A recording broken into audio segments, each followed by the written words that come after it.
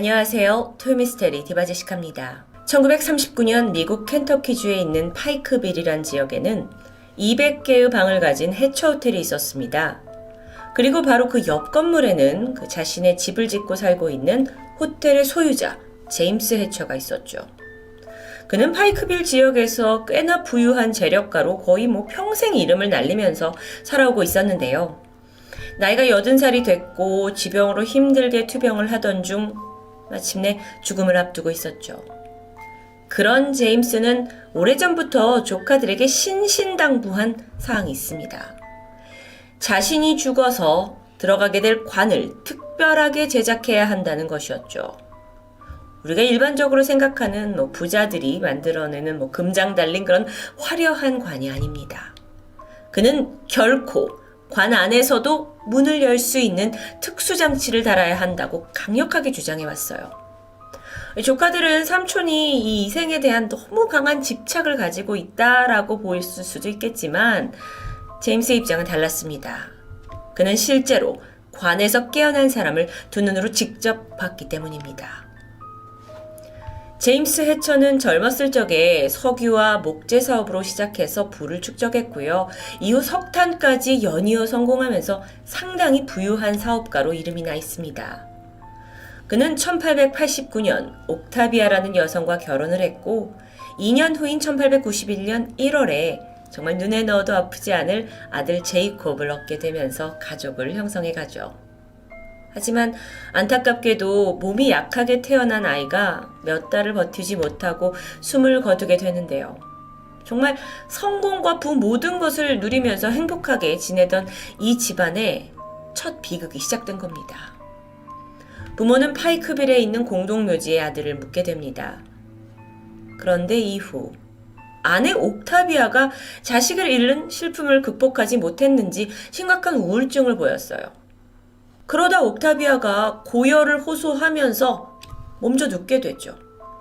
남편은 먼 지역에 있는 의사 선생님까지 초빙을 하면서 오로지 아내의 건강을 회복하는 데 혼신의 힘을 다했습니다. 하지만 의사의 처방은 별다른 효력을 발휘하지 못했고 결국 아내는 혼수 상태에 이르러요. 그렇게 시간이 지나 1891년 5월 아들이 사망한 지 4개월 만에 옥타비아 또한 숨을 거뒀습니다. 한순간에 아들과 아내까지 다 잃어버렸죠. 그는 먼저 간 아이가 묻혀있는 파이크빌 공동묘지에 옥타비아의 무덤을 만들었습니다. 그런데 얼마 후부터 이 공동묘지에 대한 섬뜩한 소문이 돌기 시작했어요. 워낙 여기가 맑은 날씨에도 안개가 자욱하게 뒤덮인 곳이라고 해요. 그래서 으슥한 분위기를 내고 있죠. 그런데 무엇보다도 묘지 주변에서 하는 여자 울음소리가 들려온다는 거예요. 여기에 더해서 어떤 사람은 정체 모를 유령을 목격했다. 근데 그게 분명 여자였다라는 이야기까지 들립니다. 이후에 소문이 점점 구체화돼 가는데요. 그 여자 유령이 얼마 전에 사망한 옥타비아 해처와 똑같이 생긴 것 같다. 그러면서 혹시 그녀가 병이 아니라 억울한 죽음을 당한 게 아니냐라는 의심까지 뻗어나갑니다. 그리고 이 이야기는 남편 제임스에게도 들어갔죠. 하지만 아내의 투병 처음부터 사망까지 옆에서 두 눈으로 다 지켜본 그는 정말 할 일 없는 마을 사람들이 만들어낸 쓸데없는 얘기라며 무시했습니다. 그런데 이후 파이크빌에서는 더 큰 비극이 찾아와요. 이 주민들이 하나둘씩 시름시름 앓기 시작하더니 마치 전염병처럼 퍼지기 시작합니다. 근데 다들 증상이 유사했어요. 처음에는 고열에 시달리면서 몸을 가누지 못했고요. 이내 혼수 상태에 빠졌고 그렇게 오랫동안 있다가 결국 사망하는 겁니다. 어라? 근데 생각해보니까 이 증상은 옥타비아가 보인 증상과도 유사하죠. 일부에서는 누군가 우물에 독을 타서 다 죽게 만들려는 거다라는 말도 돌았고요. 그러는 사이 손 쓸 수도 없을 만큼 수많은 사람들이 혼수 상태가 됐고 눈을 뜨지 못하고 사망했습니다.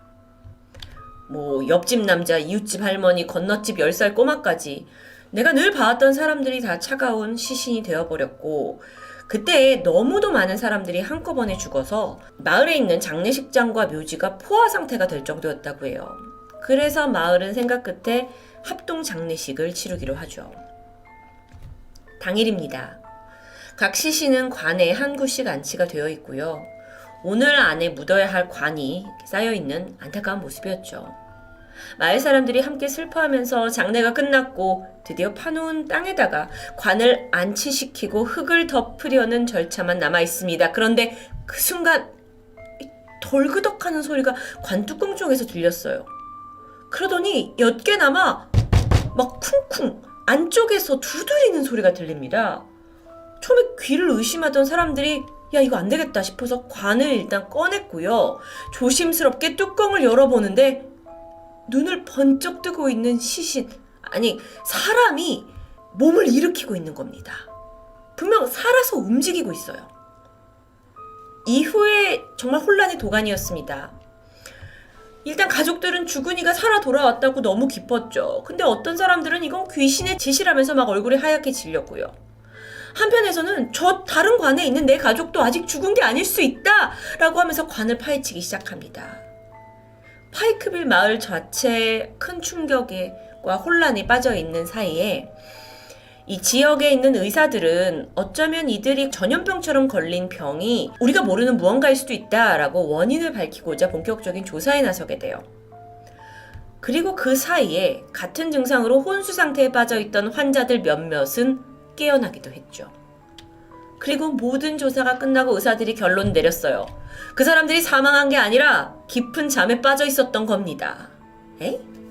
아니 이걸 의사쌤이 말했다고 하기엔 좀 비과학적으로 들리죠?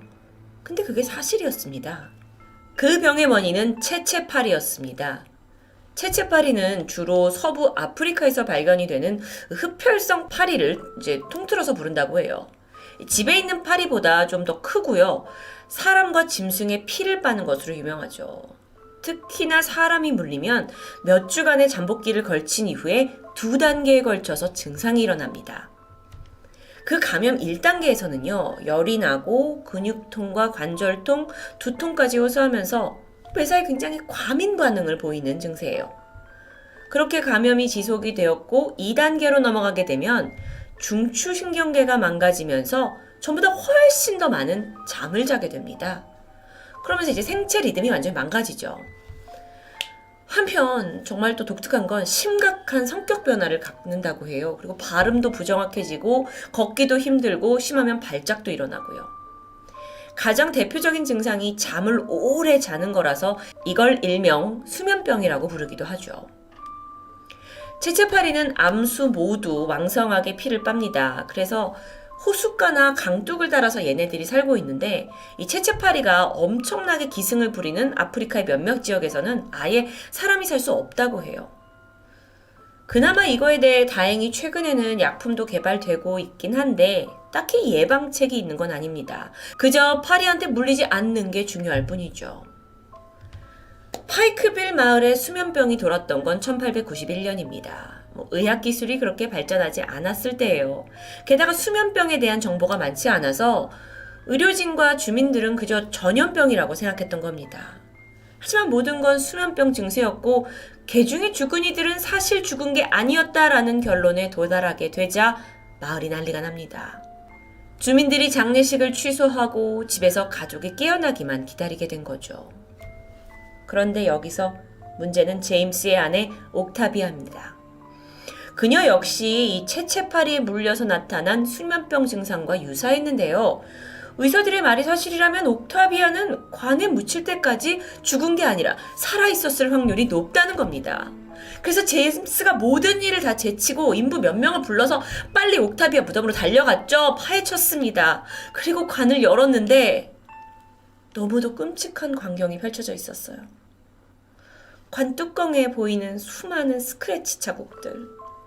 곳곳에 이미 피가 막 말라붙어 있습니다. 시신을 보니까 옥타비아의 손 또한 피범벅이 되어 있었고요. 대중 손톱 몇 개는 빠져 있었어요. 그러니까 옥타비아 또한 체체파리에 감염돼서 정말 깊은 잠에 빠져 있었던 건데 의사가 사망 판정을 내려버렸고 제임스는 살아있는 아내를 그대로 묻어버린 겁니다. 관에서 깨어난 옥타비아가 절규했겠죠. 살려달라고 소리쳤겠죠. 그 소리를 들은 몇몇 주민은 공동묘지에 유령이 있다면서 수군거리게 된 것이었고요. 한 사람이 무지로 인해 산채로 묻혀버린 이 사건. 물론 당시 의사들은 병에 대한 지식이 부족했죠. 그리고 남편도 그들을 믿었을 뿐 이건 아무도 책임을 질 수 있는 일이 아닙니다. 하지만 제임스는 그날 이래로 평생을 내가 살아있는 아내를 묻고 죽였다라는 죄책감에 시달렸습니다. 그리고는 옥타비아를 기리기 위해서 그 실물 크기의 대형 동상을 제작했고요. 묘비 위에 세워놓게 되죠. 아직까지도 이 동상은 남아있고요. 공동묘지에 가시면 단연코 눈에 띌 수밖에 없다고 합니다. 뿐만 아니라 아내의 묘지가 잘 보이는 곳에 호텔도 설립합니다. 그러다 보니까 사정을 잘 모르는 이 방문객들은 아니 어떻게 이렇게 묘지 근처에다가 호텔을 지었냐 하면서 한마디씩 해요. 하지만 제임스로서는 오직 죽은 아내가 더 이상 외롭지 않게 하기 위해서 이 호텔을 지은 겁니다. 그러니까 호텔을 왔다 갔다 하는 방문객들이 한 번씩 그녀의 동상을 볼 수 있게 하려고요. 그는 이후에 재혼도 하지 않았고요. 아이가 없는 상태로 7명의 조카를 모두 걷어들여서 학비와 생활비를 지원했고 남은 생은 호텔 옆에 있는 자기의 집에서 보내면서 매일매일 아내 묘지를 방문했다고 합니다. 그가 80세가 되고 나서 죽음의 문턱에 왔을 때 관 안에서 열 수 있는 이 특수 장치를 달아달라라고 한 부탁은 사실상 자신의 삶에 대한 집착이 아닌 사랑하는 아내를 구하지 못했다는 평생의 트라우마 중 하나였던 겁니다. 죽은 이가 관에서 깨어난다는 건 영화 속에서나 있을 것 같지만 이 일이 한 남성에게 평생 상처로 남아버린 스토리. 토요미스테리 디바제시카였습니다. 안녕하세요. 토요미스테리 디바제시카입니다. 유럽 동남부 발칸반도에 위치한 마케도니아. 이름은 많이 들어봤지만 자세한 정보는 잘 모르실 텐데요. 인구는 약 200만 명 정도의 면적은 남한의 4분의 1, 작은 국가입니다. 사방이 산맥으로 둘러싸여 있고 호수와 강의 아름다운 경치로 유명하죠. 겨울로 접어들던 2004년 11월 마케도니아의 수도 스코프에서 남서쪽으로 120km 정도 떨어진 키세보라는 작은 마을에서 한 중년 여성이 실종되는 사건이 벌어졌습니다. 그녀의 딸은 엄마와 연락이 닿지 않자 결국 경찰에 도움을 요청하게 되는데요. 실종자의 이름은 미트라, 64세의 여성입니다. 지역에서 청소부로 근무하고 있었죠.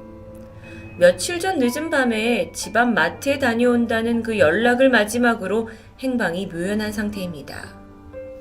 그런데 신고를 받은 경찰의 태도가 영 예상 밖이었어요.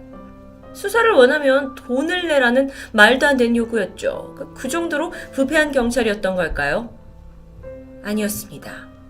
알고 보니 경찰은 이 실종 사건의 강력한 용의자로 딸을 의심하고 있었고요. 그녀의 자백을 이끌어내기 위해서 함정 수사를 펼쳤던 거죠. 하지만 수사는 난항을 계속 겪으면서 시간만 허무하게 지나갑니다. 그렇게 실종 3개월 뒤인 2005년 1월 64살의 미테라는 지역 인근 쓰레기장에서 사망한 채 발견됐습니다. 그녀의 몸에는 목졸림과 성폭행의 흔적이 남아 있었죠. 딸은 범인이 아니었습니다. 결국 수사는 흐지부지 되었고 사건은 미궁에 빠져버립니다. 졸지에 엄마를 잃고 용의자로 몰린 것도 억울한데 이 경찰의 허술한 수사에 완전히 분노한 딸은 이 사실을 기자에게 제보해서 공론화시키기로 결심하게 되죠. 시간은 그로부터 2년이 지난 2007년 11월이었습니다. 세상에, 이 작은 마을 키세보 지역에서 또 다른 살인사건이 발생해요. 이번 피해자는 56세의 여성 리코스카. 마트에서 장을 본 후에 실종이 되었고 안타깝게도 쓰레기 봉투에서 사망한 채 발견됩니다. 발견 당시 그녀 역시 목졸림의 흔적과 함께 성폭행의 흔적이 있었고 여러 차례 끔찍한 폭력이 가해진 것으로 추정됩니다. 혹여 이 상태를 보고 원한에 의한 살인을 염두했지만 주변인들에 따르면 리코스카는 너무도 평소에 성실하고 또 마음이 착한 사람이라고 하는데요. 원한을 가질 만한 사람이 주변에 전혀 없었던 거죠. 이 두 건의 연쇄 살인 사건으로 평화로웠던 작은 마을은 불안과 공포에 휩싸였습니다. 그러던 중 마케도니아의 유력 일간지 소속 기자 블라도 타네스키는 이 사건들을 주목하기 시작하는데요. 그는 무려 지난 25년간 강력 사건만을 취재해온 베테랑 기자였습니다. 1980년대 중반엔 최고 언론인상을 수상하기도 했고요. 업계에서는 신임과 선망이 두터운 사람입니다. 그렇게 단연간의 취재 경력을 가진 그가 뭔가 남다른 촉으로 이 사건이 심상치 않다라는 걸 직감합니다. 그리고 머지않아 놀라운 주장을 내놓죠. 2005년에 벌어진 미트라 살인 사건과 2007년 리코스타 살인 사건이 동일범에 의한 연쇄 살인이라는 강력한 주장을 펼치는 겁니다. 사실 그때까지만 해도 경찰은 이 두 사건을 각기 다른 케이스로 보고 있었어요. 하지만 뚜렷한 증거를 찾지 못해서 제자리 걸음만 하던 상황이죠. 그의 기사가 보도되자 사람들이 동요했고 또 기사 덕분에 마케도니아의 일간지 우트린스키 베니스크는 판매 부수 1위를 기록하게 됩니다. 하지만 동시에 비난의 화살이 경찰에게 쏟아지죠. 아니 기자만도 못하냐, 조사를 왜 이따구로 하냐, 세금 다 축내고 있다 하면서 계속 수사기관이 제대로 해결도 못하고 계속 피해자만 생겨난다 하면서 사람들의 불신이 극에 달하고 있던 상황입니다. 그렇게 연쇄살인 사건이다라는 걸 감지한 이 사건이, 그러니까 마지막 리코스카 사건이 벌어진 지 불과 6개월 만인 2008년 5월, 이번에 세 번째 사건이 접수됩니다. 실종 사건이었는데 65세의 지바나라는 여성이었죠. 그녀는 병원에 입원한 아들을 만나러 가는 길에 사라진 것으로 추정됩니다. 그리고 실종 9일 후에 그녀 역시 숨진 채 발견됐어요. 앞서 두 사건이 동일범에 의한 연쇄살인 사건이다 라는 추정하에 공통점이 있다면 비교적 좀 50대에서 70대까지 중년 여성을 노리고 있다라는 것. 이 작은 마을에는 연쇄살인범이 버젓이 선한 시민인 척 돌아다니고 있다는 겁니다. 이런 상황 속에서 사람들은 다시 한번 그 촉 좋은 기자 타네스키의 주장을 지목하게 되는데요. 근데 잠깐만요. 타네스키는 과연 뭘 보고 이게 연쇄살인 사건이다 라는 걸 확신할 수 있었던 걸까요? 바로 범행수법입니다. 일단 이 3명의 피해자 모두 알몸으로 발견이 되었고 쓰레기 봉투에서 발견되죠. 주목할 만한 점은 공통점으로 세 사람이 다 전화선으로 온몸이 묶여 있었다라는 겁니다. 자, 이후 타네스키는 더욱더 심층적으로 이 사건을 파헤치기 시작했어요. 피해자의 가족들을 직접 찾아가서 인터뷰 다 했고요. 시신의 상태, 사건의 정황, 특히나 범행 도구로 쓰인 전화선에 대해서도 아주 디테일하게 접근합니다. 이후 그가 내놓은 기사는 마치 현장을 본 것처럼 생생하게 전해졌죠. 그럴수록 대중들은 더욱 경찰을 비난하면서 타네스키야말로 진정한 기자라며 치켜세웠습니다. 그리고 그는 그 무렵 마케도니아의 화제의 인물이 되는데요. 경찰 역시 뒤늦게 이 사건을 연쇄사건이라고 보고 수사를 진행합니다. 물론 그 과정에서 오히려 타네스키 기사를 참고하기도 했고요.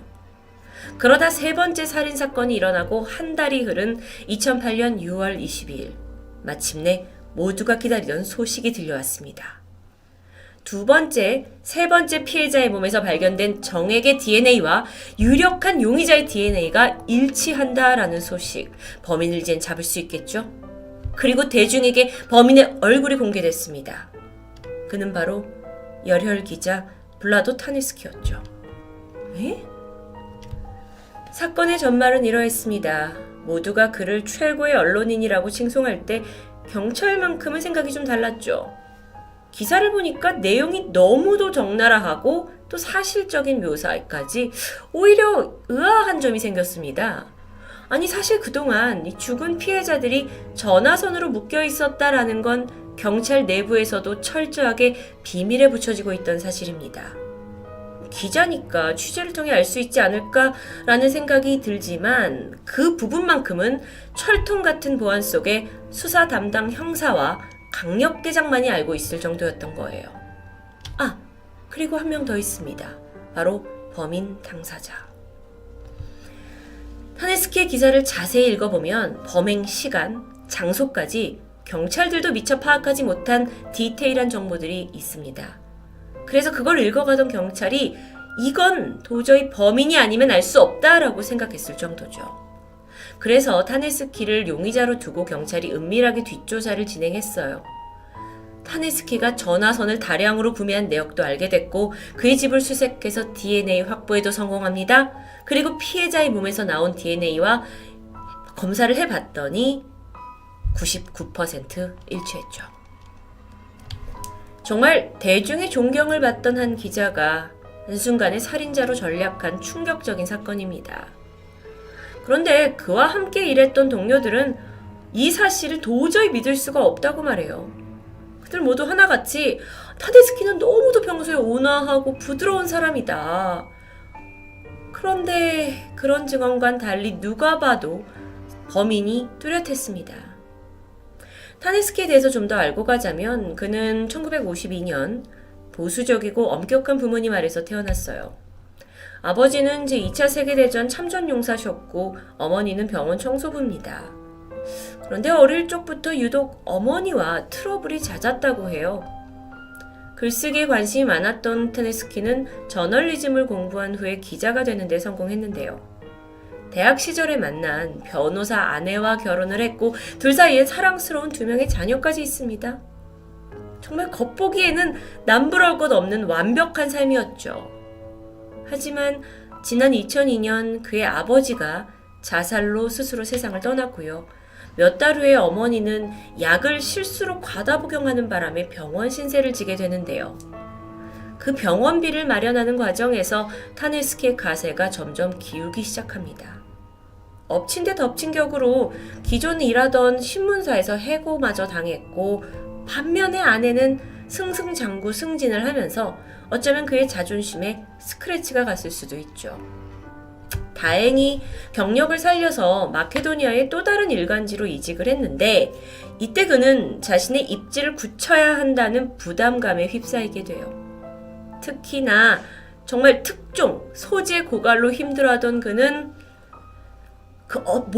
이 마케도니아 모든 국민이 관심을 가질 만한 역대급 특종을 만들어내기 시작합니다.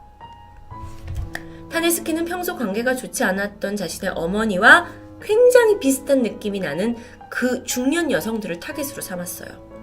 그래서 피해자들이 모두 50대 이상의 중년 여성이었고 심지어 어머니와 같은 일을 하는 청소부도 있었습니다. 나중에 알려진 건데 이 작은 마을에 그러니까 피해자 3사람 모두 그의 어머니와 친분이 있었을 정도예요. 특종을 노린 연쇄살인극, 그리고 이 가운데는 어머니를 향한 혐오가 깔려 있었습니다. 범인의 아내 베스나는 남편의 연쇄살인을 쉽게 믿지 못했어요. 그녀에 따르면 결혼 생활에 별다른 문제가 없었다. 물론 남편이 부모님과 사이가 좋진 않았지만 정말 아내와 아이들에게는 너무 좋은 남편이고 아버지였다고 말하는데요. 심지어 남편이 이렇게 내놓은 기사에 대해서도 아내와 자주 이야기를 했다고 합니다. 그럴 때마다 그는 너무도 태연했죠. 게다가 나중에 밝혀진 건데 타네스키가 그 중년의 여성들을 살해하기 전 어머니의 친구시지 않냐고 하면서 자신의 집으로 직접 초대했고 식사 대접까지 했다라는 것을 아내를 통해 알게 됩니다. 정말 끔찍하죠. 혹시 기억하시나요? 첫 번째 피해자의 딸이 억울함을 호소하기 위해 언론사에 사건을 직접 제보했다라는 걸. 소름 끼치게도 그녀가 찾아간 기자 역시 타네스키였습니다. 자신이 죽인 여성의 유가족이 찾아와서 억울하니 이 죽음을 밝혀달라는 부탁. 그는 과연 어떤 기분이 들었을까요? 우월감? 일말의 죄책감은 없었을까요? 타네스키는 체포되었고 교도소에 수감됩니다. 하지만 이내 또 다른 소식이 전해져요. 수감 하루 만에 감방에서 숨진 채 발견된 겁니다. 사인은 자살. 감방에 있던 그 물 양동이에 머리를 박은 채 발견됐다고 발표됐어요. 특종의 목을 매면서 스스로 연쇄살인마가 된 기자. 하지만 이 한 줄만으로 그의 범죄를 정의 내리기엔 어딘가 석연치 않습니다.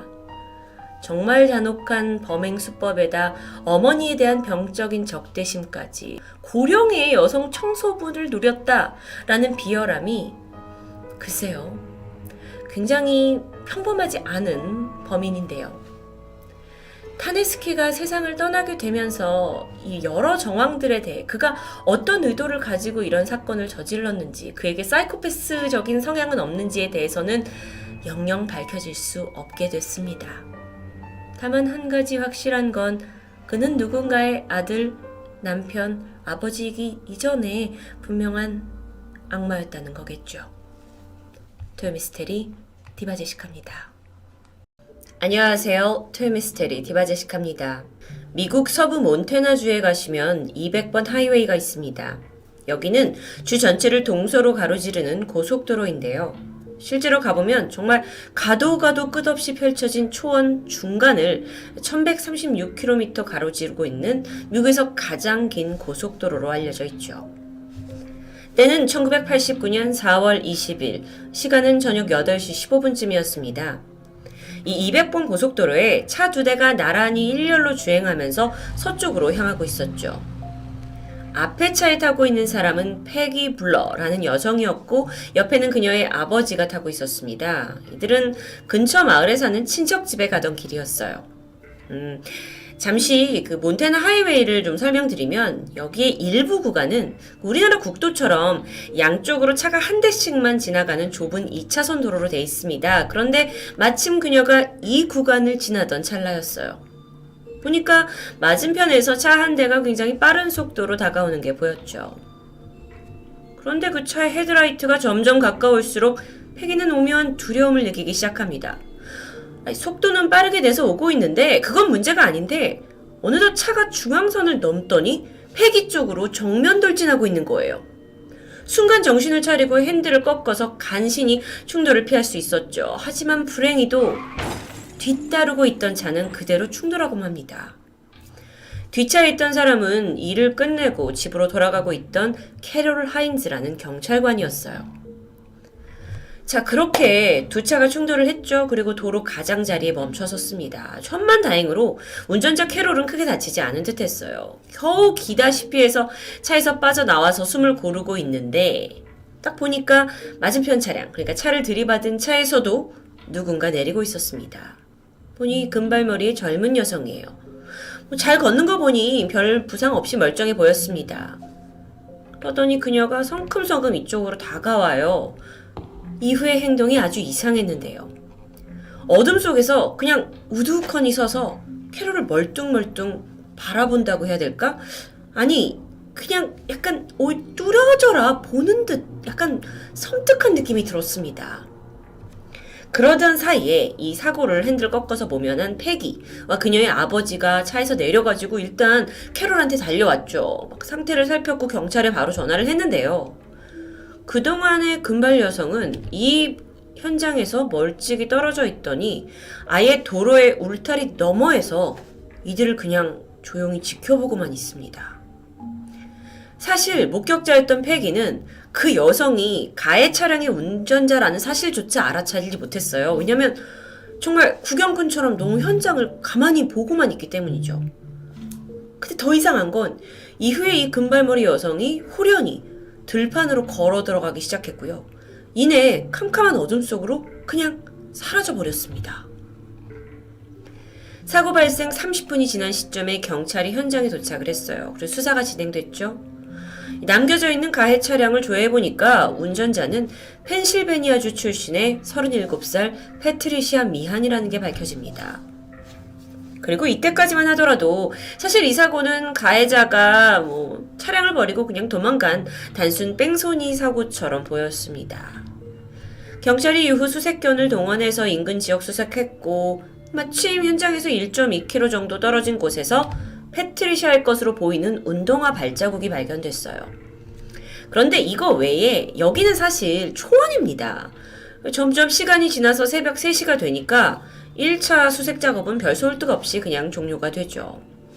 날이 밝았고 패트리샤의 사고 소식과 더불어서 이 실종 소식을 들은 가족들이 이 현장에 와서 수색 작업을 돕게 되는데요. 자, 이때부터 수많은 경찰 인력에다가 자원봉사자들 그리고 가족들까지 거의 꼬박 5일 동안 수색 작업을 몰두합니다. 아니 산악용 바이크까지 동원되었고요. 나중에는 헬기까지 띄웠어요. 근데 소용이 없습니다. 근처 초원, 인근 산에 근처 탄광까지 뒤졌거든요. 도무지 패트리샤를 찾을 수가 없는 겁니다. 그녀가 살던 곳은 이 현장에서 약 482km 떨어진 보스만이라는 지역이었어요. 가족들은 아니 얘가 왜 이렇게 늦은 저녁에 집에서 멀리 떨어진 200번 하이웨이를 달리고 있었는지 전혀 이유를 알 수가 없었는데요. 심지어 사고 이후에 왜 초원으로 그냥 걸어 들어갔는지도 정말 미스테리 그 자체였습니다. 그리고 나서 머지않아 경찰이 이 실종 사건에 대한 한 가지 가능성을 제기해요. 패트리샤가 사고를 내고 당황을 했어요. 그래서 도망친 거죠. 그런데 마침 여기서 1km 정도 떨어진 곳에 건초 더미를 운반하는 커다란 트럭이 있었다는 겁니다. 그래서 그녀가 그 트럭 안으로, 건초 더미 안으로 숨어들었고 얼마 후에 트럭이 그걸 모른 채 그냥 태워서 출발을 했을 수도 있다는 거죠. 근데 이건 이론일 뿐이었어요. 트럭을 수색 작업을 했지만 별다른 소득은 없었습니다. 자, 이 사건에 대해서 여전히 드는 의문점은 도대체 왜 그녀가 사고 직후에 그냥 사라지는 것을 선택했냐는 거예요. 무서워서요? 패트리샤에 대해 좀 더 알아볼게요. 이 펜실베니아에서 태어난 그녀는 대학을 졸업한 후에 보육원에서 아이들을 돌보는 일을 했습니다. 그리고 보스만 지역의 목장에서 일을 하면서 평범한 생활을 하고 있었어요. 함께 일했던 목장 주인에 의하면 아주 동물을 사랑하고 다른 사람한테 피해를 끼치는 것을 싫어하는 좀 섬세하고 여린 감성의 사람이었다고 합니다. 그런 성격을 생각을 했을 때 어쩌면 그녀가 갑작스럽게 사고가 났죠. 내가 사람을 다치겠네? 라는 두려움에 휩싸여서 충동적으로 도망쳤을 수도 있을 것 같습니다. 하지만 만약 이게 정말 단순한 뺑소니 사고였다면 패트리샤는 어떻게 해서든지 간에 가족이나 친구 지인한테 자기가 어디 있는지는 알려야 하는 거 아닐까요? 근데 그녀는 끝끝내 나타나지 않았습니다. 자, 그렇다면 최악의 상황을 생각해 볼 수 있을 텐데 혹시 그녀가 이 사고의 후유증으로 어디선가 죽음을 맞이한 건 아닐까요? 이후에 패트리샤 실종 사건은 공개로 전환됩니다. 그리고 놀랍게도 미 전역에서 그녀를 목격했다는 제보가 100건 이상 쏟아졌어요. 공통적으로 목격된 장소가 있었는데 거긴 바로 트럭 정류장입니다. 이게 한국으로 치자면 고속도로에 있는 휴게소 같은 곳인데요. 패트리샤가 특히나 트럭 기사들한테 히치하이킹을 부탁을 했고요. 그렇게 해서 패트리샤를 만난 기사님들에 따르면 정확한 목적지를 알려주지 않았고 모른다고 그랬고 또 어떤 기사님들은 패트리샤가 울고 있었다고 진술하기도 했죠. 그렇게 1989년 5월입니다. 실종으로부터 약 한 달쯤 지난 시점이에요. 오전 8시 40분 이때 패트리샤가 몬테나주의 한 식당에서 목격됩니다. 심지어 이 식당은 패트리샤 집에서 불과 몇 킬로 정도밖에 떨어지지 않은 곳이에요. 아주 가까운 곳이죠. 그때 패트리샤를 목격한 사람은 식당에서 서빙을 하던 직원이에요. 바블 어프라는 사람이었는데요. 금발 여성이 아침을 먹으러 식당에 들어옵니다. 그리고는 아주 초조한 목소리로 저 그냥 빨리 나오는 메뉴 주세요 라고 요청을 하는데요. 그 직원은 직장에 가야 되는데 늦어서 이렇게 서두른다라고 생각을 했다고 해요. 그래서 다정히 말을 건넸습니다. 이때 회사 늦으셨나봐요. 저도 평소에 아침 10분 만에 빨리 먹거든요. 그런데 이 말에 패트리샤가 뭐라고 대답을 하냐면 아니요, 전 쇼핑하러 가야 돼요. 사실 이날 이 바브가 그녀를 유독 기억에 남게 되는 이유가 따로 있었습니다.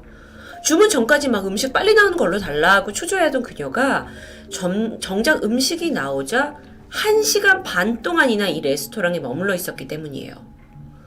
천천히 음식을 먹으면서 좀 뭐라 그럴까요? 혼자 막 중얼중얼 거리기도 했고요. 한참 동안 멍하니 창밖을 내다보고 있기도 했고요. 바브의 증언에 따르면 그 금발머리 여성이 마치 뭔가를 잃어버린 사람처럼 느껴졌다고 말합니다. 식당을 1시간 반 후에 떠났어요. 그리고 나서 그가 이 실종 소식을 접하게 되고 바로 경찰에 제보를 해서 이게 알려지게 된 거죠. 이 목격담이 알려지면서 실종을 추적해온 전문가들이 다른 가설로 접근하기 시작합니다. 그건 바로 패트리샤가 어쩌면 지금 기억상실증을 겪는 게 아니냐는 거예요. 외상후 기억상실증, 이건 PTA라고도 알려져 있는데요. 이건 뭐 스트레스 장애의 일종이라고 볼 수 있습니다. 어떤 이제 충격이 그 큰 사건을 겪은 사람들에게 나타나는데 이런 충격으로부터 나 자신을 보호하기 위해서 스스로 기억을 지워버리는 거죠. 사실 대부분의 사람들은 큰 사고를 겪고 약간 순간적으로 기억을 잘하지 못하거나 방향 감각을 잃게 되는 일이 있습니다. 가벼운 증세예요. 그러다 종종 사고가 나기 한참 전의 일까지도 전혀 기억하지 못하는 증상이 있기도 하는데요. 이게 존재한다는 가정하에 패트리샤도 이런 사고뿐만 아니라 내가 누구인지조차 기억하지 못하는 건 아닐까요? 그럼 정말 심각한 상황인데요. 패트리샤의 엄마와 또 그녀가 머물던 집주인이 공통적으로 증언을 하길 실종 직전에 패트리샤가 상당한 우울증을 앓고 있었다고 말합니다. 점점 말수가 없어졌고 사람들과 교류도 거부하고 막 자기가 고립된 삶을 사는 것처럼 행동을 했는데요. 그렇다 보니 이 1989년 그날 밤 어쩌면 이 사고 자체가 그녀가 처음부터 일부러 중앙선을 넘어서 스스로 목숨을 끊으려고 한 것은 아니냐라는 추측도 있습니다. 그런데 그러다 패트리샤의 가족들이 딸의 방 안에서 그녀가 미처 인화하지 않은 필름 한 통을 발견합니다. 그리고 안에 담겨있던 사진은 바로 거울에 비친 자신의 모습을 찍고 있는 패트리샤였죠. 별다른 표정이 느껴지지 않아요. 그녀의 마지막 사진, 이건 뭘 암시하는 걸까요? 일부의 주장대로라면 패트리샤가 기억상실증을 앓고 있죠. 그리고 사고 전부터 불안했던 심리 상태였고요. 그리고 그러다 보니 사고가 나고 나서 그냥 내 자신을 그냥 끈을 놔버린 거예요. 아예 내 자체를 그냥 지워버린 그런 상태가 아닐까라고 추측할 수 있습니다. 1989년 4월 단 한 건의 교통사고로 시작이 돼서 이후 수십 년간 수색으로 이어진 패트리샤 미한 실종 미스테리. 이게 자발적인 선택이었는지 또는 충격에 의한 어떤 후유증 때문인지는 여전히 정확히 알 수 없습니다. 하지만 실종 이후에 그녀가 적어도 100번 이상 목격이 되었고요. 그때마다 정처 없이 떠돌고 있었다는 점이 안타까움을 남깁니다. 이런 딸의 제보를 들을 때마다 그녀의 아버지는 인터뷰에서 이런 말을 했는데요. 나는 딸이 건강히 지내고 있다고 믿고 있다. 단지 좋은 사람들과 함께 있기를 기도할 뿐이다. 그녀가 미국 어딘가에 살아있다면 지금쯤 60을 넘긴 나이가 되었을 겁니다. 단지 과거의 기억을 잊은 채 어딘가에서 혹여나 행복한 오늘을 살고 있길 바라봅니다. 지금까지 토요미스테리 디바제시카였습니다. 안녕하세요. 토요미스테리 디바제시카입니다. 전 세계에서 가장 인기 있는 히어로물인 어벤져스, 그 중에 지난 2019년에 개봉해서 많은 사랑을 받았던 어벤져스 엔드게임. 여기에는 히어로 외에도 악당으로 등장하는 캐릭터 타노스가 있었습니다. 이 타노스는 건틀렛이라는 무기가 특징인데요. 화려하게 황금과 보석으로 장식된 장갑이죠. 이 장갑을 착용하는 사람은 절대적인 힘을 갖게 되는 아주 강력한 무기입니다. 그런데 마냥 허구적일 것만 같은 이 황금 장갑 건틀렛이 사실 실제 모델이 있었다라는 사실 알고 계신가요? 스페인 남부에 있는 안달루시아 지역 말라가의 도시 론다입니다. 여기가 지금은 인구 35,000명의 아주 작은 도시인데요. 아찔한 절벽 위에 마을이 형성되고 있고 또 이 협곡을 잇는 이 상징적인 돌다리가 있어서 유럽 내 많은 관광객을 불러 모으고 있는 곳이죠. 그런데 그 중에서도 이 도시의 중심에 있는 라메르세드 성당에는 카톨릭이 공식 인정한 아주 귀중한 유물을 보관하고 있습니다. 바로 이것이죠. 이 청동으로 손이 둘러싸여 있는 모습이고 오팔과 사파이어 같은 진귀한 화려한 보석으로 장식이 되어 있어요. 보니까 건틀렛하고 상당히 흡사하죠. 그런데 정말 믿기 어려운 건 이게 모형이 아닌 실제 사람의 손이 들어있다는 겁니다. 심지어 그 청동 안에 있는 손은 무려 400년 동안이나 썩지 않고 지금까지 온전한 상태를 유지하고 있다고 하는데요. 공식 가톨릭의 유물로 보존되고 있는 이 손의 주인공은 과연 누구였을까요? 때는 1515년 3월 28일입니다. 스페인 아빌라 지역의 한 귀족 집안에서 여자아이가 태어나요. 그녀의 이름은 테레사 데 헤수스였죠. 독실한 카톨릭 신자였던 부모님의 영향 때문인지 어릴 적부터 유독 종교에 관심이 많았는데요. 그 중에서도 아이의 마음을 뺏은 이야기는 순교자들에 대한 이야기예요. 그러니까 신앙의 박해를 받아서 목숨을 잃은 사람들을 말하죠. 그리고 아이는 점점 성직자의 꿈을 키우게 됩니다. 테레사가 12살이 되던 해 어느 날 평소 지병으로 고생하던 어머니가 사망하는 일이 발생해요. 테레사는 시리에 빠졌고 매일 밤 이 성모상 앞에서 기도를 합니다. 세상을 떠난 저희 엄마를 대신해서 성모님께서 제 어머니가 되어달라고요. 이런 딸이 걱정됐던 아버지는 결국 아이가 14살이 되던 해에 그녀를 아우구스티누스 수녀원에 위탁하게 되죠. 테레사는 여기서 6년간 머물렀어요. 그리고 그토록 원하던 수녀 교육을 받게 되죠. 20살이 되던 해에 가르멜 수녀원에 입회했고 가장 힘들다는 간호사 업무를 시작합니다. 정말 극진히 환자들을 돌봤는데 1538년 환자들을 돌보다가 자신도 말라리아에 걸렸고요.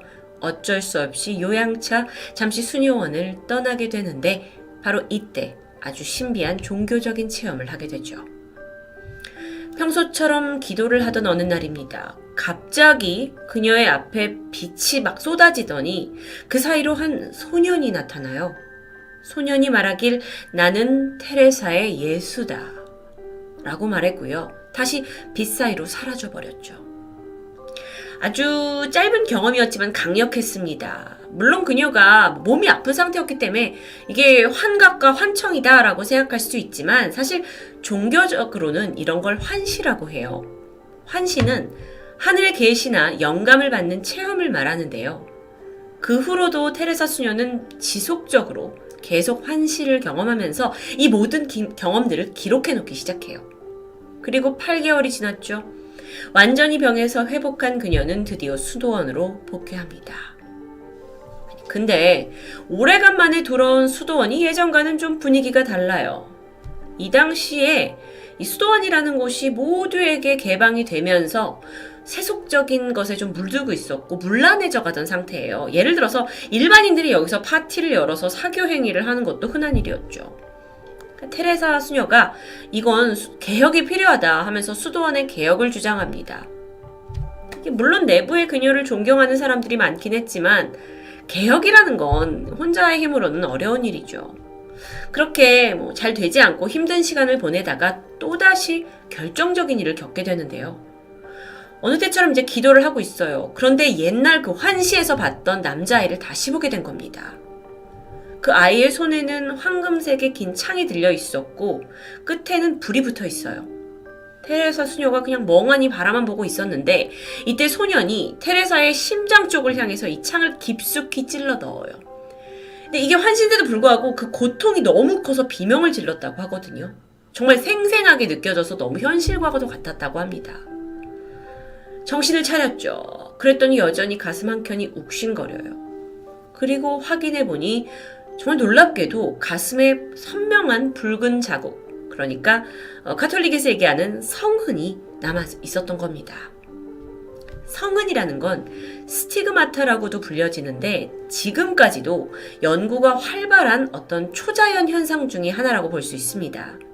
이 신앙심이 깊은 종교인들이 몸에 갑자기 알 수 없는 상처가 생기는 건데요. 예수 그리스도가 십자가형을 당할 때 생긴 상처와 비슷하다고 전해주죠.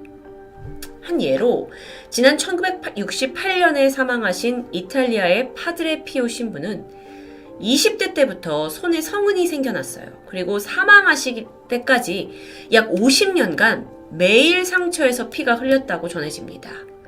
굉장히 유명한 일화예요. 그 정도면 건강상 좀 위험한 게 아니냐 생각이 되는데 신부님은 빈혈이나 이런 문제는 전혀 없으셨고 대신 피를 멈추게 하기 위해서 거의 매일 장갑을 끼고 생활했다고 합니다. 사진으로도 확인되시죠. 그는 사망하신 이후에 로마 교황청에 의해 공식적인 성자로 추대가 되었는데 사실 지금까지 종교인들 중에서 내가 성은이 생겼다라고 하시는 분들이 약 300여 명 정도가 있습니다. 그런데 공식적으로 교황청의 인정을 받은 건 20% 정도죠. 존재는 분명하지만 그 원인이 뭔지는 여전히 과학적으로 설명되지 않고 있습니다.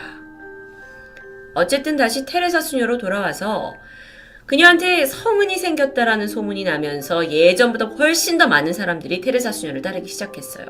그 힘을 받아서 대대적인 수도원 개혁에 성공하게 되죠. 마침내 테레사 수녀는 32개의 수도원을 창립까지 하는데 성공합니다. 그런데 그렇게 이제 열심히 평생을 못 마치시다 보니까 건강에 문제가 생겼고요. 결국 1582년 10월 테레사 수녀는 67세의 나이로 세상을 떠나게 되죠. 장례가 치러졌고 그녀의 관은 수도원 인근 지역에 안치됩니다. 그렇게 몇 개월이 지난 어느 날이에요. 그녀의 무덤 근처를 지나가던 한 남성이 아주 향기로운 냄새를 맡았어요. 무슨 냄새지? 하고 막 무덤 주위를 맴돌았죠. 냄새의 근원을 찾아봅니다. 근데 아니 무슨 식물 같은 것도 꽃도 없고 여기에는 향기가 날 만한 게 전혀 없거든요. 근데 그러긴 냄새가 너무 강했다고 해요. 결국 이 소문은 그 가톨릭 교단에까지 알려졌고요. 교단에서 혹시 모르니 테레사 수녀의 무덤을 정밀하게 조사해보자 라고 결정합니다. 그래서 테레사 수녀가 매장이 된 지 5개월 만에 그녀의 관뚜껑이 다시 열려요. 이때 사람들은 믿을 수 없는 광경을 보게 되죠. 5개월이나 지났으니까 관도 낡아지고 있었는데 그녀의 시신만큼은 정말 어제 사망하신 것처럼 전혀 썩지 않은 상태 그대로였던 겁니다. 그래서 가톨릭 교단에서 의사 선생님을 불러요. 그리고 시신을 살펴보게 했죠. 혹시 무슨 처리가 된 게 아닌가? 방부 처리가 된 것도 아니고 그냥 일반적인 시신일 뿐이에요. 무덤가를 맴돌던 그 향기 역시 시신에서 나고 있었죠. 자, 이런 기이한 일이 생기다 보니까 사람들은 테레사 수녀에게 기적이 일어난 거다. 그녀를 성인으로 추대해야 한다고 주장합니다. 하지만 좀 일각에서는 다른 의견도 있었어요. 시신이 부패하지 않았다. 이건 이 스페인의 기후적인 특징 때문이 아니냐라는 겁니다. 이 지역이 여름에는 굉장히 높고 건조한 건기가 지속되고요. 겨울에는 따뜻한 우기가 이어집니다. 지중해성 기후 때문에 시신의 부패가 그냥 굉장히 늦게 된 거일 뿐이다. 자, 그럴 수 있어요. 근데 이게 성립이 되려면 그 지역에 있는 대부분의 시신에서 부패가 일어나지 않아야 합니다.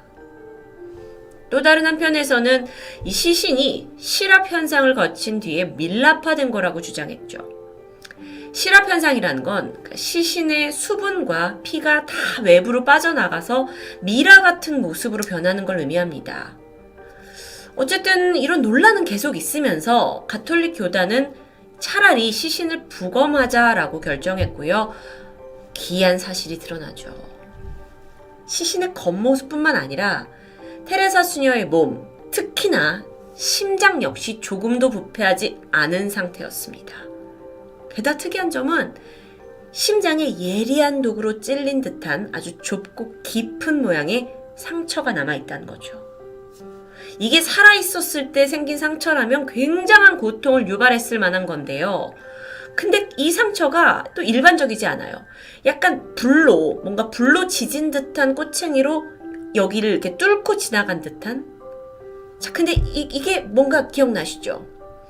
이런 증거들로 종합해 봤을 때 상처는 그녀가 생전에 증언했던, 다 적어놨던 그 자신이 경험한 그 환시 속의 성흔과도 정확히 일치했던 겁니다.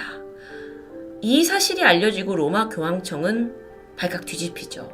그리고 그 당시의 교황이었던 그레고리 15세는 이것을 모두 승인하고 인정하고 그녀를 성인으로 추대하게 됩니다.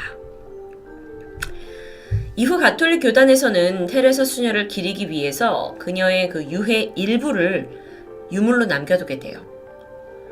카톨릭에서는요, 그 모범이 된 성인의 어떤 유해, 혈액, 또는 사용한 물건까지도 유물로 보관을 하고 이걸 후대 보물처럼 간직한다고 하는데요. 그렇게 테레사 수녀의 심장은 지금까지도 유리관에 보관되어 있습니다. 화려한 장식 속에 이 가운데에 보시면 유리 안에 들어있는 게 바로 심장이에요. 나머지는 다 장식이고요. 이뿐만이 아니라 그녀의 팔도 보관이 되어 있어요. 물론 이건 종교적인 의미에서 성스러운 물건이 되겠지만 저에게는 살짝 약간 좀 무서운 느낌이 드는데요. 뿐만 아니라 앞서서 영상 초기에 보셨던 그녀의 손, 청동으로 감싸져서 스페인에 있는 라메르세드 성당에 전시되어 있죠. 와, 근데 이 신비로운 일이 여기서 끝이 아닙니다. 이 손은요, 그녀가 사망한 게 지금 1582년이에요. 그때 이래 지금까지도 썩지 않는 온전한 상태를 유지하고 있다는 거죠. 물론 알려지긴 그렇게 했지만 저는 분명 그 교단 측에서 아까 심장이나 팔도 방부제 처리를 했던 것처럼 거기에 무슨 처리를 하지 않았나 싶은데요. 어쨌든 스토리는 400년 이상 동안 그대로다라고 알려져 있고 이건 타노스의 건틀렛의 모티브가 되어서 영화에서 재현이 됐던 겁니다. 세상에는 정말 많은 미스테리한 일들이 존재합니다. 여러분도 토미통에서 아시겠지만요.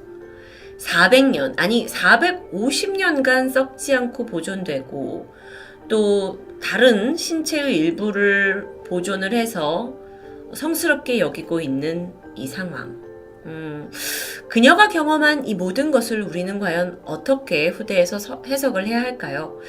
저는 아주 그 인간적인 발상으로 정말 카톨릭에서 신자들에게 어떤 신비감을 주기 위해서 이런 밀랍과 방부 처리를 해둔 것은 아니냐, 그리고 거짓 포장하는 건 아니냐라고 세속적인 생각을 해봤는데요. 하지만 그들은 거짓과 기만과는 가장 거리가 멀어야 할 종교인들입니다. 그렇다면 의학적으로도 과학적으로도 도저히 설명할 수 없는 이 일에 우리가 기적이라는 이름을 붙여야 할까요? 토요미스테리 디바제시카였습니다. 안녕하세요. 토요미스테리 디바제시카입니다. 지난 2017년 5월 21일 33살의 직장인 손경산 씨는 5박 6일의 꿈같은 휴가를 얻었습니다. 일상에서 잠시 벗어나 휴식을 즐길 수 있는 아주 소중한 기회였죠.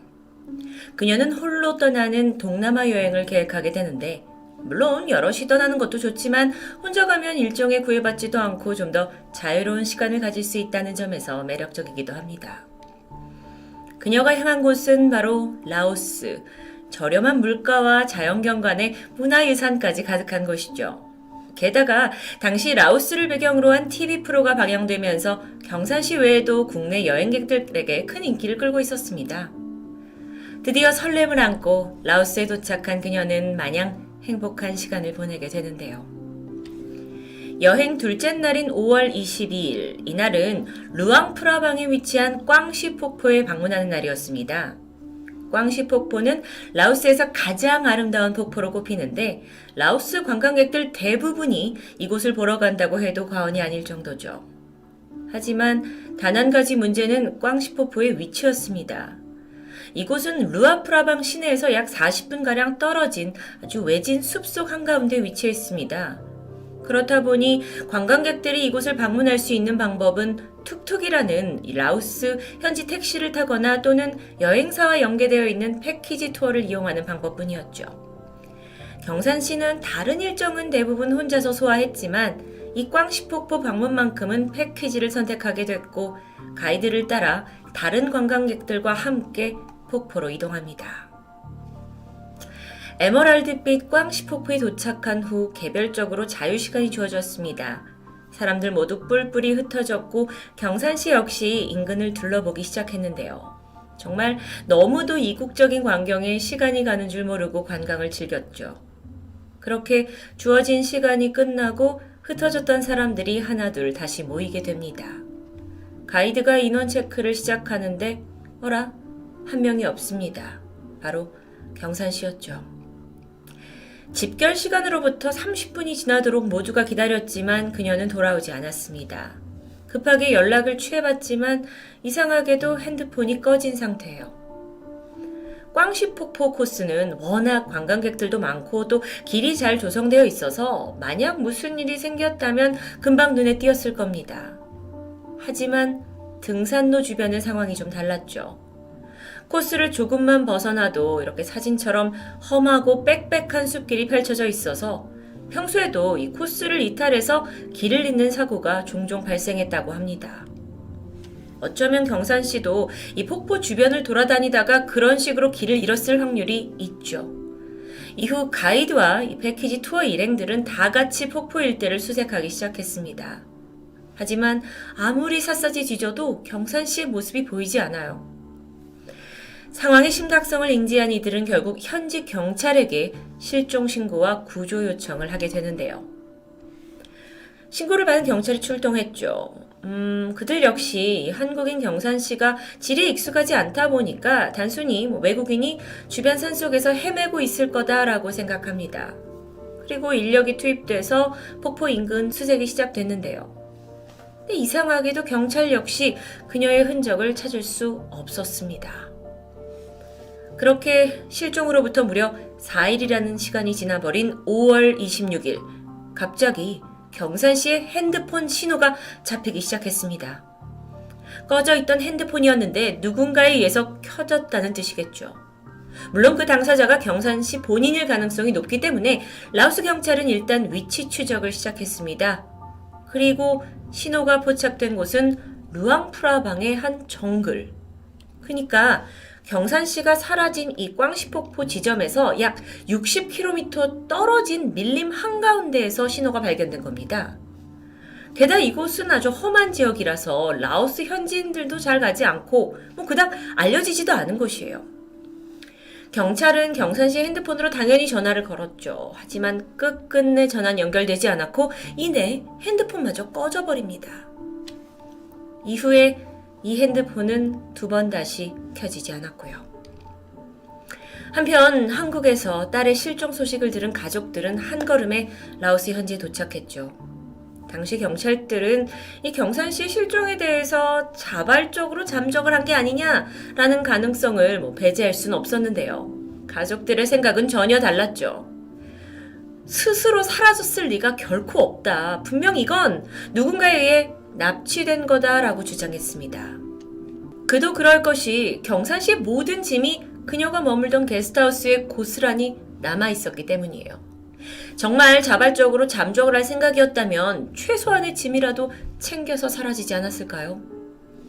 무엇보다도 경산씨는 회사나 가족, 주변인들과도 이렇다 할 문제나 스트레스가 전혀 없었기 때문에 의도적인 잠적? 글쎄요, 그걸 할 이유는 없어 보입니다. 게다가 납치가 아닌 단순 실종으로 보고 정말 그녀가 길을 헤매고 있던 중이었다면 핸드폰이 잠시 켜졌잖아요. 그 중요한 순간에 분명 필사적으로 연락을 취하려고 했을 게 당연한데요. 연락이 되지 않았고 핸드폰이 꺼졌다는 사실도 앞뒤가 맞지 않습니다. 분명 제3자가 그녀의 실종에 개입되었다는 것에 무게를 둘 수밖에 없는 상황입니다. 그러던 중 수사에 결정적인 도움이 될 만한 한 줄기 희망이 생겨났습니다. 이 한국인 경산씨를 본 것 같다는 현지인 목격자가 나타나게 된 건데요. 40대 라오스인 남성은 내가 혼자 걸어가는 한국인 여자를 본 적이 있다 하면서 경찰을 직접 찾아왔습니다. 어쩌면 유일한 목격자일지도 모르는 그에게 상세한 진술을 듣고자 했지만 경찰이 들어보니 어딘가 이상합니다. 갈수록 진술이 앞뒤가 맞지 않고 일관성도 없고 말도 바뀌고요. 전혀 신뢰할 만한 수준이 아니었던 거죠.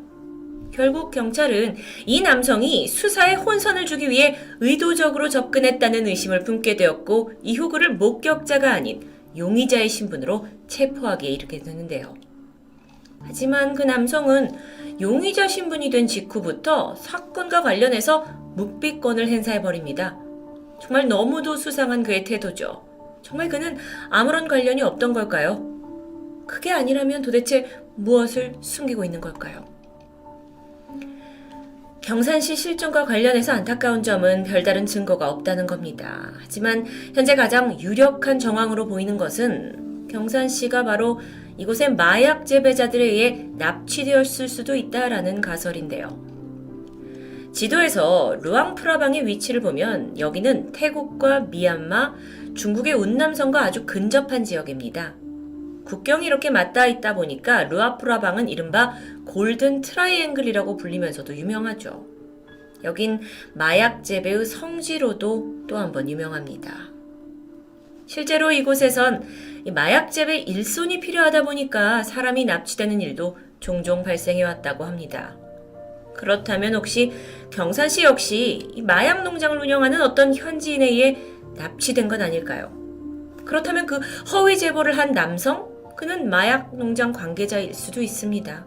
혹은 사람을 납치해서 일꾼으로 판매하는 브로커일 수도 있고요. 물론 이건 추정일 뿐입니다. 이거 외에 또 다른 추정으로 본다면 바로 북한과 연루되었을 가능성입니다. 루앙프라방은 2010년대 초반부터 이 탈북자들의 탈북 루트로 자주 사용되었습니다. 그렇기 때문에 일부의 라오스 교민들은 탈북자 조직이나 혹은 북한 측과 연루되어서 실종되었을 가능성도 있다고 조심스럽게 제기했죠. 그 외에도 경산씨가 실종된 2017년은 라오스에서 유독 인신매매 범죄가 활기를 쳤던 때였기 때문에 경산씨 역시 그들의 표적이 되었을지도 모른다는 이야기가 있습니다. 그녀는 홀연히 실종되고 수많은 가정들이 이렇게 맴도는 가운데 라오스 교민들이 입을 모아서 지적하는 게 있습니다. 바로 당시 한국 대사관의 대처. 라오스에서는 다른 어떤 SNS보다도 페이스북의 이용률이 압도적으로 높은데요. 근데 경산씨가 실종됐을 당시 대사관에서는 페이스북은 물론 공식 홈페이지에조차도 그녀의 실종과 관련된 아무런 정보를 업로드하지 않았다고 합니다. 물론 그 게시만으로 바로 그녀를 찾을 수 있다라는 건 아니지만 만약 대사관이 좀 더 신속하게 페이스북으로라도 이 한국인의 실종을 알렸더라면 어쩌면 아주 작은 단서라도 빠르게 제보받을 수 있지 않았을까요? 현지 교민들조차 대사관의 이런 대처에 분통을 터뜨렸죠. 누구보다 우리나라 국민의 안전을 책임져야 할 기관이 너무도 안일하게 대응했던 겁니다. 현재 2021년 경산치가 사라진 지 4년이 지났습니다. 그리고 여전히 그녀의 행방은 묘연한 상태죠. 경산씨의 어머니 김씨는 코로나 사태가 시작되기 직전까지 주기적으로 라오스를 찾았고 꽝시폭포를 방문해서 계속적으로 딸의 행방을 수소문했다고 합니다. 그녀는 현지인들에게 자기가 직접 만든 실종지 전단을 나눠주면서 하염없이 딸의 이름을 외치고 있는데요. 이 실종 사건은 사람들이 오래 기억하는 것만으로도 실종자를 찾을 확률이 높아진다고 합니다. 오늘 토미 영상을 통해 손경산 씨의 실종을 함께 안타까워해 주시고 가족의 슬픔을 느껴주셔서 감사합니다. 그리고 한 가지 더, 라오스에서 사라진 그녀의 실종을 꼭 기억해 주시길 바랍니다. 147cm의 아담한 키, 앞머리가 있는 긴 머리 스타일, 소녀같이 앳된 생김새를 하고 있는 경산씨. 이제는 그녀가 37살이 되었을 텐데요. 하루빨리 사랑하는 가족들의 품으로 그리고 고국으로 돌아오기를 바라고 있습니다. 토요미스테리 디바제시카입니다.